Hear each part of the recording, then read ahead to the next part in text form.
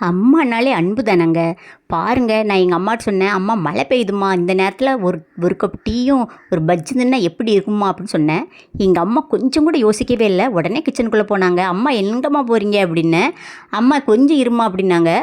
உடனே வாழைக்காய் இருக்காம்மா அப்படின்னு கேட்டாங்க. நான் வாழைக்காய் இல்லைம்மா அப்படின்னேன். உடனே முட்டையை எடுத்து முட்டை பஜ்ஜி போட்டுக்கிட்டு இருக்காங்க. எனக்கு டீ போட்டுக்கிட்டு இருக்காங்க. எங்கள் அம்மா எப்போயுமே கருப்பட்டி டீ காப்பி தான் குடிப்பாங்க. எனக்கு டீ போட்டுக்கிட்டு இருக்காங்க. அதில் இஞ்சி, ஏலக்காய் எல்லாமே போடுறாங்க. நான் டீ போடுவேன். ஆனால் இஞ்சி, ஏலக்காய் எப்போயுமே போடவே மாட்டேன். அது போட மாச்சலாக இருக்கும் அப்படின்னு. எங்கள் அம்மாவை பாருங்களேன், சூப்பராக ஒரு நிமிஷத்தில் செஞ்சு முடிச்சிட்டாங்க. எனக்கு மட்டும் இல்லை, இந்த முட்டை பஞ்சு என் வீட்டுக்காரங்களுக்கு ரொம்ப பிடிக்கும். அவங்களுக்கு நான் அடிக்கடி செஞ்சு கொடுக்குறதே இந்த முட்டை பஜ்ஜி தான். முட்டை பஜ்ஜினால என் வீட்டுக்காரங்க நல்லா விரும்பி சாப்பிடுவாங்க. அதனால தான் நான் அடிக்கடி செய்வேன். ஆனால் நான் எப்போயுமே காயம் போட்டதில்லை.